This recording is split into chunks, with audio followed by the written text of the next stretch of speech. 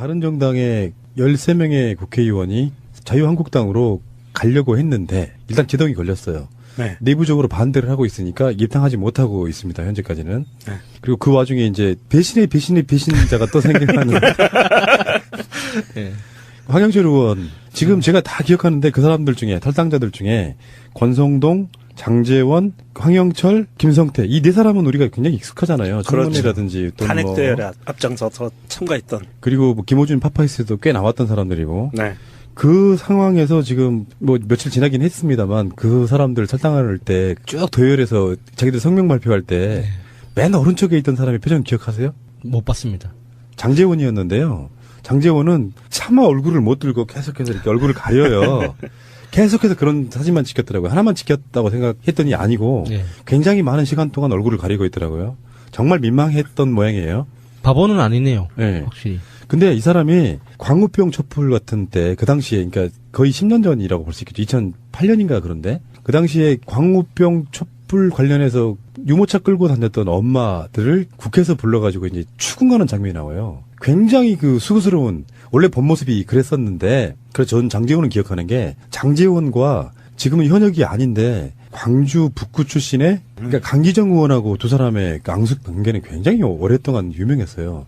근데 장제원이 그 후에 국회의원 선거를 한번 떨어집니다. 그러다가 다시 생환해 왔던 그런 사람이거든요. 장제원 자체는 그러니까 촛불 그 전의 느낌은 뭐냐면 약간 조폭스러운 그런 인물이었습니다. 그 생각보다 아이가 굉장히 젊었고요. 40대 초반 거의 한 40살에 국회의원 돼갖고 68년생이니까요. 올해로 굉장히 오랜 시간 동안 정치한 것 같은 느낌인데 50살밖에 먹지 않은 바로 그런 정치인이고요. 근데 그 사람의 이제 이야기는 그 가증스럽잖아요. 장제원 때문에 가장 욕먹고 있는 사람이 바로 김호준 총수예요. 네. 욕 바가지로 먹고 있죠. 파파이스도 지금 여러 번 출연한 상태고 네. 김호준의 뉴스 공장에도 꽤 많이 출연했는데 그렇게 해버리면 진짜 김호준 욕 바가지로 먹이는 거지.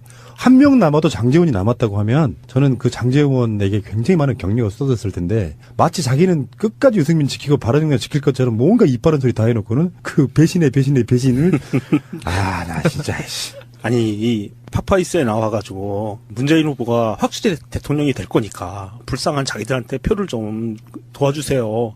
조금만 좀 도와주세요. 그리고 구걸을 했었거든요. 애원을 하면서.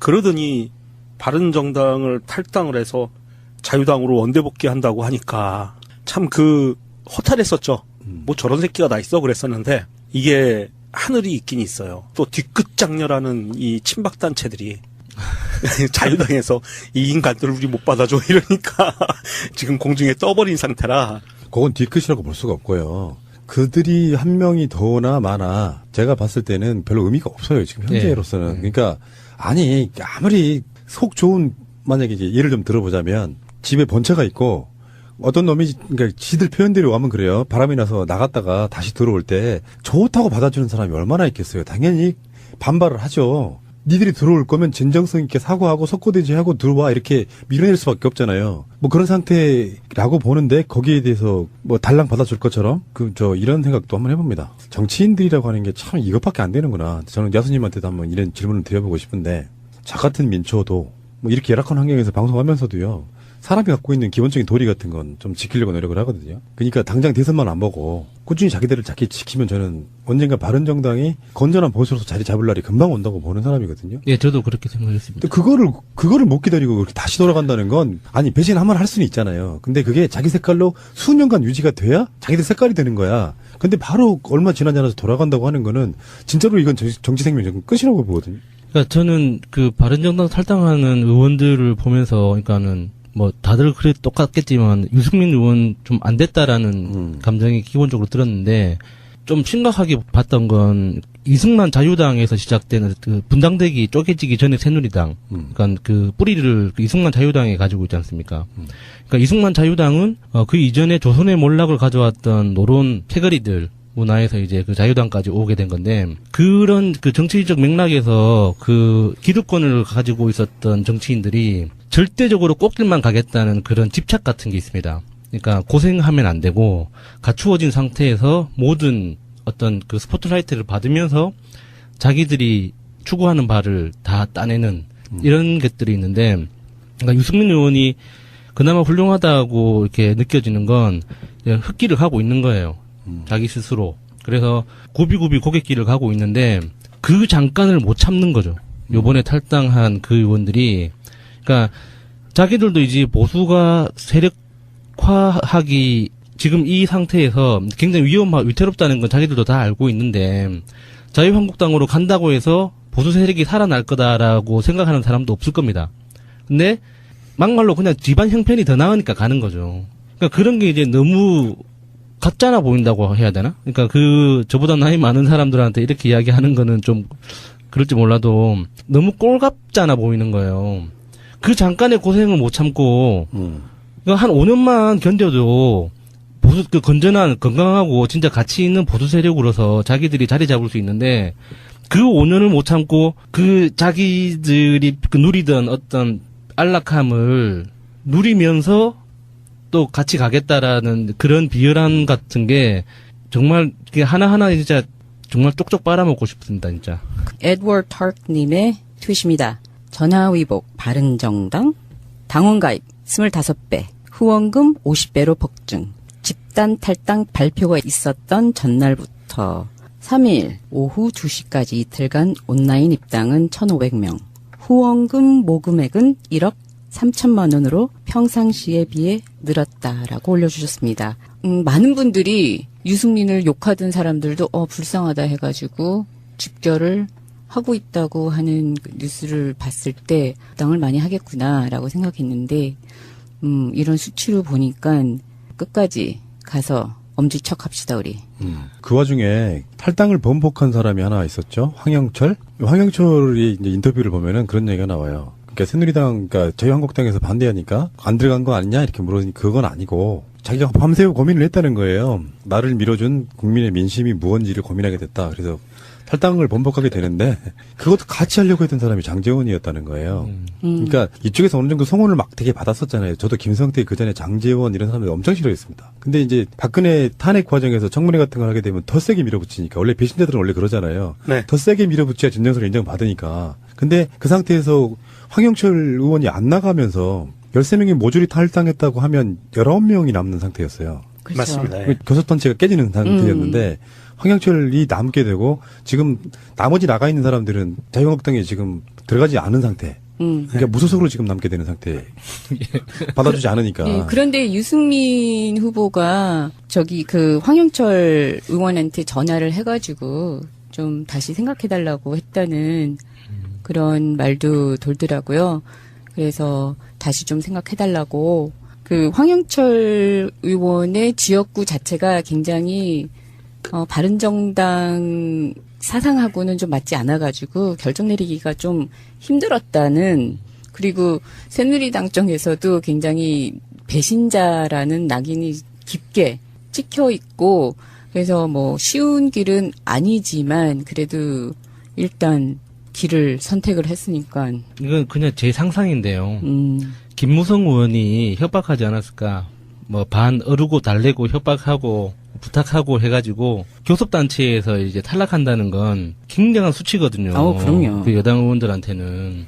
그러니까 그 장제원 의원이든 황영철 의원이든 김성태 의원이든 특히 김성태 의원한테 굉장히 푸시를 많이 했을 거라고 보는데, 지금 그 바른정당 선대위원장이 김무성 의원이지 않습니까? 그러니까 김무성 의원이 내 얼굴 봐서라도 너희 셋 중에 하나라도 남아줘. 붙잡지 않았을까? 저는 그 반대로 봐요. 이 탈당을 추동한 배후 세력이 저는 김무성이라고 봅니다. 왜 그러냐면 지금 탈당에 있는 사람들이 대부분 김무성이랑 가까워요. 김무성세로 네, 말하죠. 흔히 말하면 김무성계라고 할 수 계. 있는데 요거는 일종의 인증이라고 봅니다. 어차피 선거 못 이기고 김무성은 자기가 대선 나가고 싶었던 사람이었잖아요. 흐름상 절대 안 되겠다 싶어가지고 지금 백의정군이란 타이틀을 쓰고 있다가 그래도 당신이 좀 나서줘 해서 지금 선대위원장까지 맡은 자리거든요. 유승민은 한때는 자기 쉽게 표현하면 자기 수하였다고 보시면 돼요. 당대표 할 때 원내대표를 같이 했으니까. 그런 입장에서 보수 세력이라고 불리는 지들 사이에 지금 김무성은 이대로 그냥 가면은 사실은 유승민이나 남경필에 비해서는 그냥 어떤 존재감 없는 존재로 사라질 가능성이 되게 높단 말이에요. 이 상태에서 이들을 움직인 게 내부에 있는 선대위원장인 김무성이 아니었을까라는 생각이 드는데 조절을 하다가 보니까 너무 많이 나가버린 거야. 그러면 여기에서 지금 그 야수님의 이야기가 상당히 좀 서로 이렇게 페이드인 아웃이 되는 상태잖아요. 저는 그렇게 본다는 거예요. 이 시작은 저는 김무성의 조절이라고 보는 거예요. 그러니까 몇 명만 나갔어야 되는데 스텝이 꼬인 거죠. 그러니까 그 계열이라는 게 뭐냐면은 이 조직의 중심을 맡고 있는 사람인데 내가 움직일 수는 없어. 그러면 정말 바가지로 처먹게 돼 있어. 그러면은 내 측근이라고 하는 사람들 몇 명이 이렇게 주위에 있는데 그 사람들이 김무성한테 상의를 안 해요? 가능하다고 보십니까? 특히 김성태 의원 같은 경우는 절대 혼자서 움직일 분이 아니죠. 그러니까 적당히 힘 실어주고 홍준표한테 적당히 힘 실어주고 어차피 유승민이를 아예 힘을 쫙 빼놔야 나름대로 나머지 남아있는 거 갖고 자유한국당이랑 합당 무슨 그런 것도 할 수 있는 거예요. 그러면 결국은 움직일 수 있는 사람은 지금 남경필하고 유승민이었지만 두 사람 다 선거가 이대로 끝나면 남경필은 그 위치대로 유승민은 유승민대로 뭐 안 하잖아요. 결국엔 바른정당은 지금 김무성 것이 되는 거예요. 좀 이렇게 속되게 표현하면 그 상태에서 지분을 갖기 위해서는 아까 말한 인증샷이라고 말하는 게 내가 말이야. 보수가 안 지게 하기 위해서 사실은 내가 우리 개파 의원들 다 보냈잖아. 그런 흐름으로 저는 가고 있다고 보는 거예요. 저는 거기에 한 가지 더해서 아무도 이 얘기는 안 하고 있네요. 지금 돌아간 정황상 보면 이 13명의 탈당자들을 홍준표가 미팅을 했죠. 탈당 전에 홍준표가 미팅을 하고 결정을 했는데 저는 이 홍준표의 고도의 전략에 말려 들어간 거 아닌가. 바른정당에서. 이 탈당파 의원들이 특히 홍준표가 그동안 눈에 가시처럼 여기고 있던 바른정당의 세력, 득표율 이것마저도 욕심이 나서 와해시키기 위해서 공작을 하고 그리고 홍준표 단독으로 벌인 일이기 때문에 밑에 있는 자유당의 여타 국회의원들은 저 사람들 들어오면 뻔히 반대할 거 뻔히 알면서도 본인이 그걸 저지른 거죠.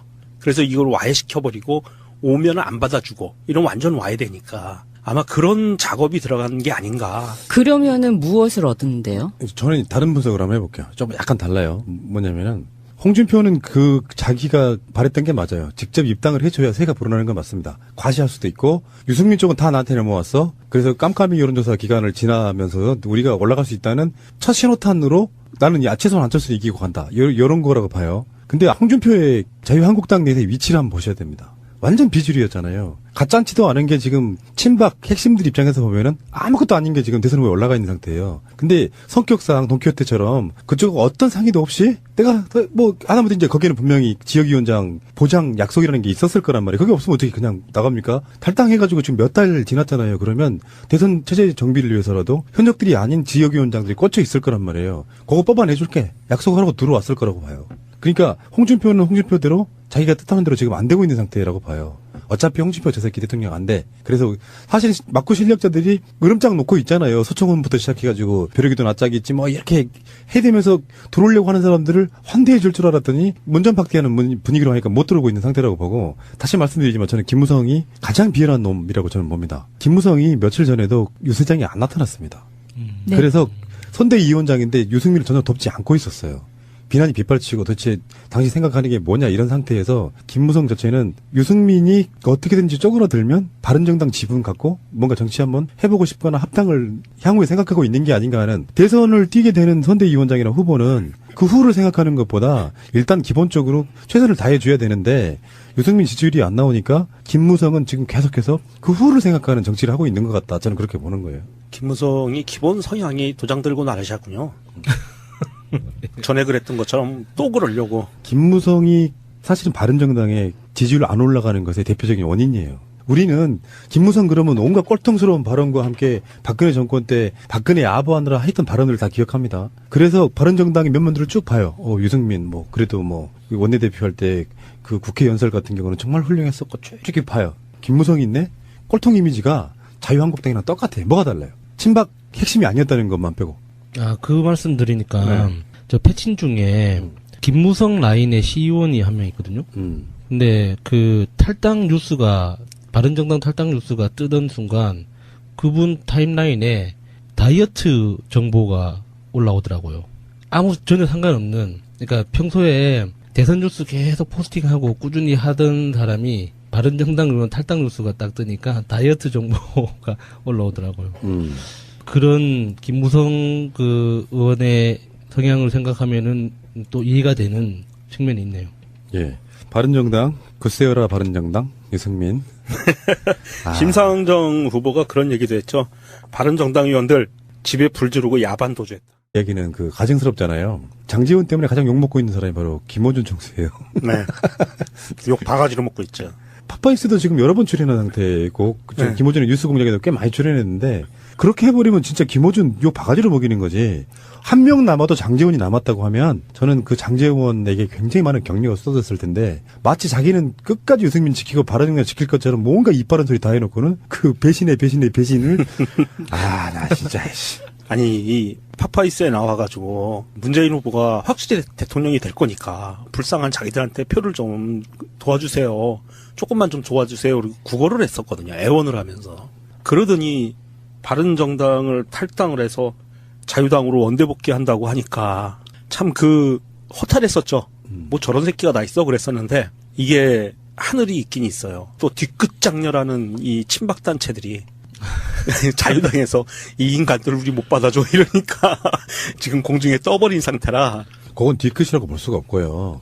그들이 한 명이 더나 많아 제가 봤을 때는 별로 의미가 없어요. 지금 현재로서는. 그러니까 아니 아무리 속 좋은 만약에 이제 예를 좀 들어보자면 당할 때 쭉 도열해서 자기들 성명 발표할 때 맨 오른쪽에 있던 사람의 표정 기억하세요? 못 봤습니다. 장제원이었는데요. 장제원은 차마 얼굴을 못 들고 계속해서 이렇게 얼굴을 가려요. 계속해서 그런 사진만 찍혔더라고요. 하나만 찍혔다고 생각했더니 아니고 굉장히 많은 시간 동안 얼굴을 가리고 있더라고요. 정말 민망했던 모양이에요.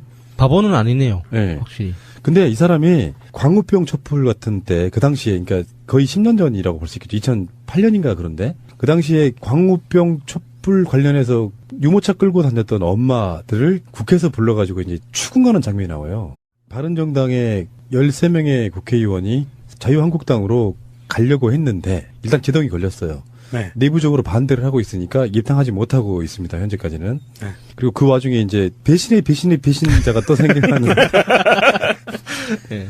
황영철 의원 지금 제가 다 기억하는데 그 사람들 중에 탈당자들 중에 권성동, 장제원, 황영철, 김성태 이 네 사람은 우리가 굉장히 익숙하잖아요. 청문회라든지 또 탄핵대회에 앞장서서 참가했던. 그리고 뭐 김호준 파파이스도 꽤 나왔던 사람들이고. 네.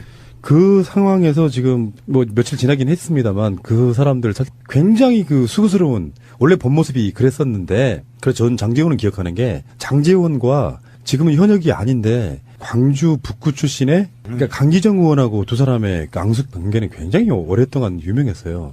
근데 장제원이 그 후에 국회의원 선거를 한번 떨어집니다. 그러다가 다시 생환해 왔던 그런 사람이거든요. 장제원 자체는 그러니까 촛불 그 전의 느낌은 뭐냐면 약간 조폭스러운 그런 인물이었습니다. 그 생각보다 나이가 굉장히 젊었고요. 40대 초반 거의 한 40살에 국회의원 돼갖고 68년생이니까요. 올해로 굉장히 오랜 시간 동안 정치한 것 같은 느낌인데 50살밖에 먹지 않은 바로 그런 정치인이고요. 근데 그 사람의 이제